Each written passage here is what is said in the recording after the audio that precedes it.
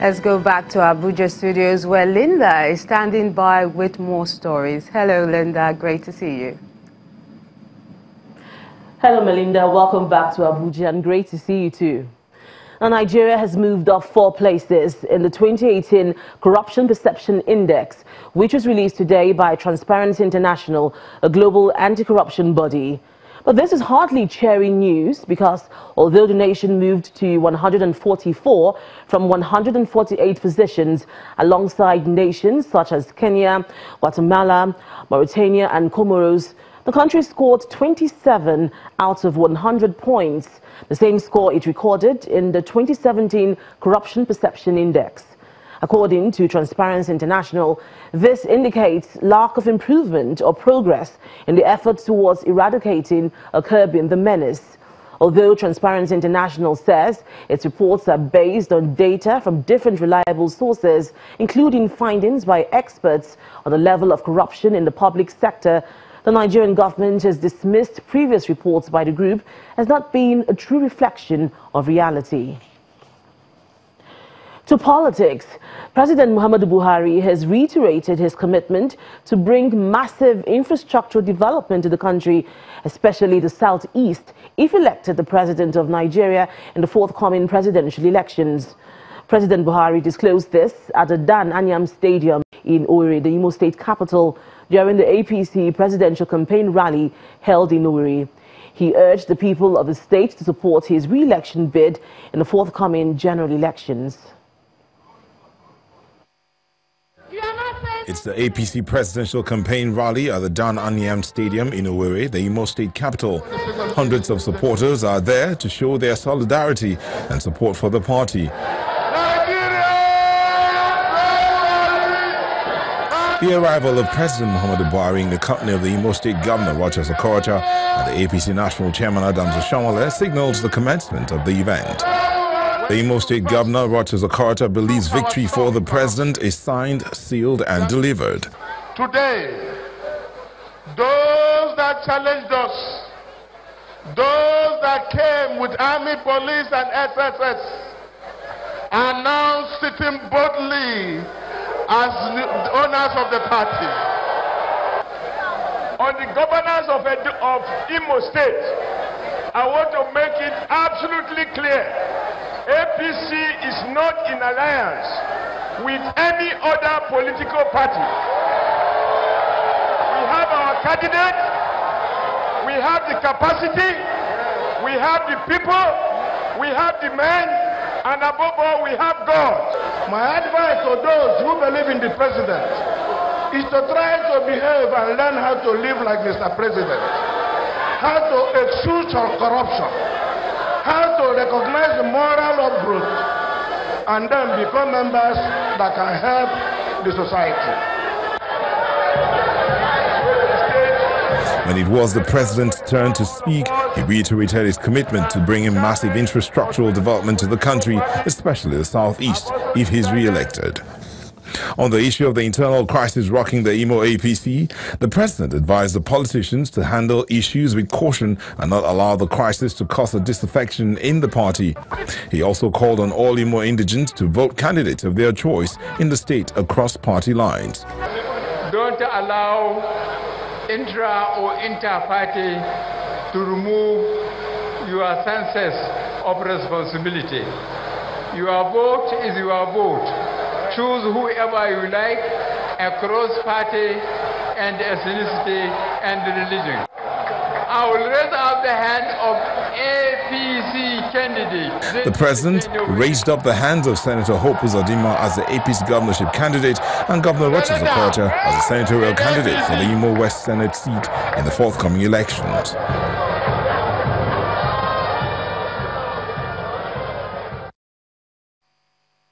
Well, for the Imo State governor, the president's visit to Imo State is not just to canvass for votes, but to set the record straight about the president's love for the southeast. Governor Okorocha told Channels Television after the campaign that the turnout of party supporters in both Abia and Imo states clearly demonstrates what to expect in the polls.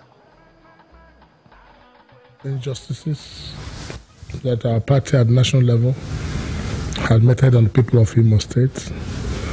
When the president spoke loudly, that people should vote the candidate of their choice. I think that's a word of wisdom. So his visit today was quite wonderful. He had a wonderful meeting with the traditional rulers and the clergies in the state.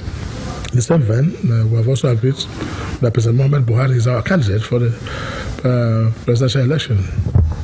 And from what I see now, I think it's clear to Buhari that the Southeast is his now. There's no doubt that he will not win the Southeast at all.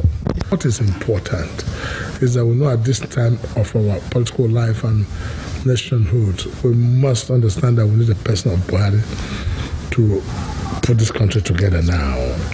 And for those who want to govern in the future, to find a foundation upon which they can govern.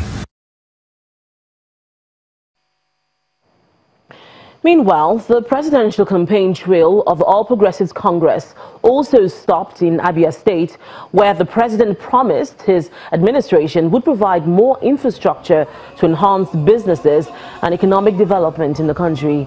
The president made the promise at the Eyimba Stadium in the commercial city Aba in Abia State. President Buhari also hinted that his party, APC, is putting policies in place that would ensure growth and enhance socio-economic development.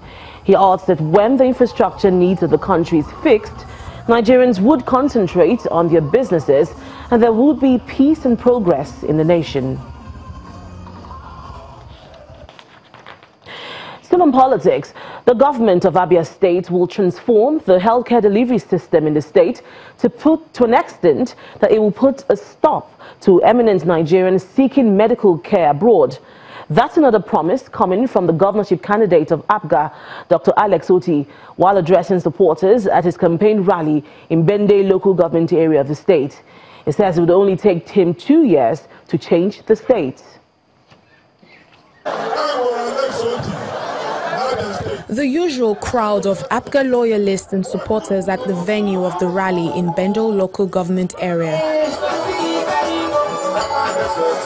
They roll out the drums with songs and full of excitement to spice up the event as they welcome their candidate, Dr. Alex Oti, and his campaign team.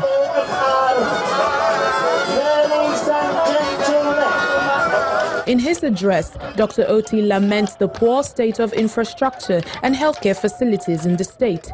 He promises to revamp particularly the health sector in 2 years of his administration. We are going to transform our healthcare delivery system, starting with that general hospital.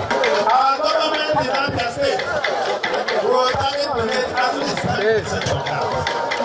Instead of going to Dubai, going to India or China to look for medical care, the whole of Nigeria will be coming to Abia State. Some of the residents speak on their experience with the APGA candidate. He take care of pensioners and other workers. He has been doing other things, both hospital and school and other things. That's why we are here. We are here because of Mr. Alex Oti, doctor.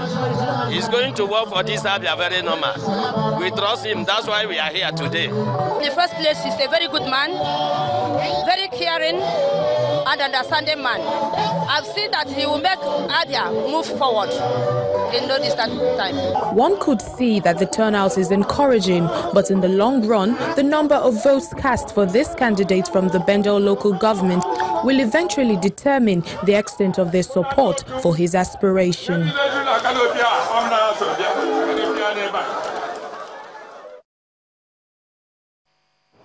And that's all from Abuja. Back to you, Melinda.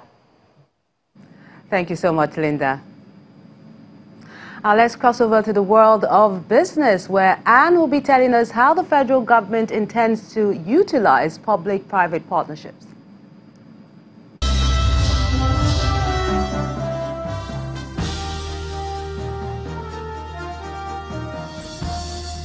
Thanks a lot, Melinda. Welcome to Business News. The federal government has promised to leverage on the benefits of the public-private partnership in addressing its over 3 trillion naira infrastructural deficit. At an event organized by the Infrastructure Concession Regulatory Commission, the permanent secretary in charge of political and economic affairs at the office of the secretary to the government of the Federation, Mr. Gabriel Aduda, explains that the federal government is open to receiving investors who can partner with them to bring the needed development across all sectors.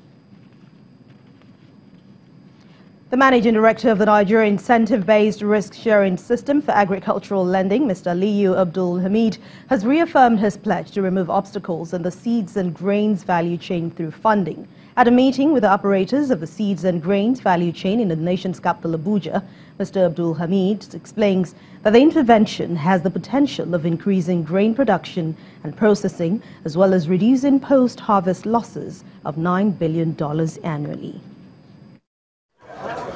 Key players in the seed and grain value chain. Officials of the Nigeria Incentive-Based Risk-Sharing System for Agricultural Lending, NIRSAL, at a meeting to discuss ways of funding the nation's seed sector. According to experts, adequate funding of the sector will improve revenue generation and create over 24,000 direct jobs. The bane of the seed industry is that you are too disaggregated.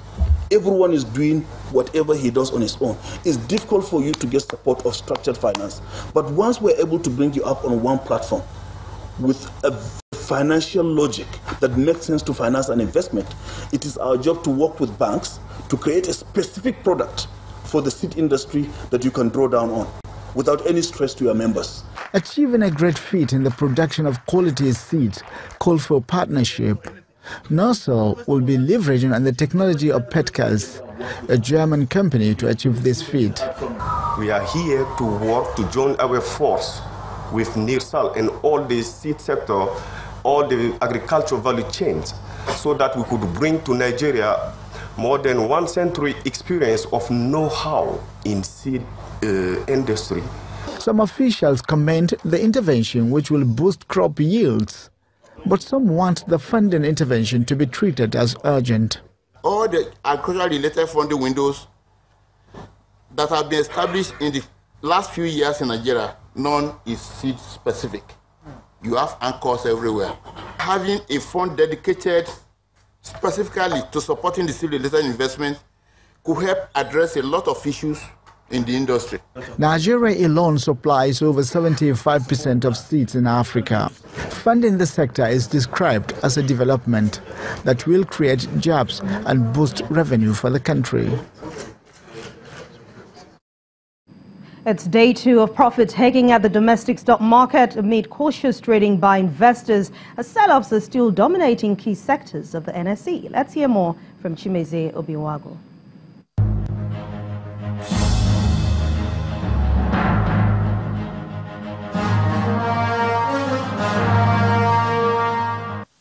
Thank you, Anne, and welcome to the Stock Market Report.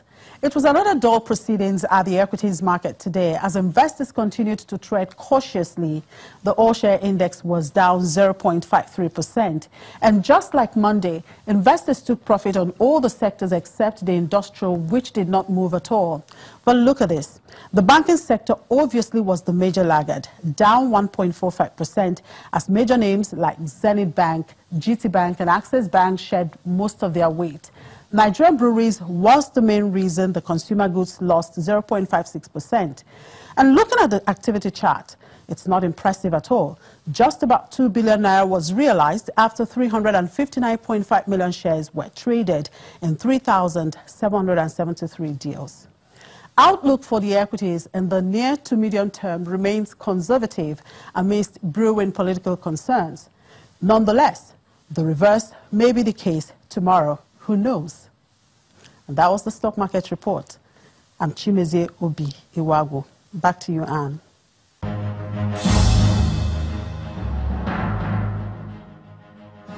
Thank you, Chimeze. We'll definitely be waiting to see if the numbers will change tomorrow. In the meantime, European stock markets have closed today's session higher just before British Parliament voted on a number of amendments to Prime Minister Theresa May's Brexit deal. Let's see how Wall Street and other ones traded.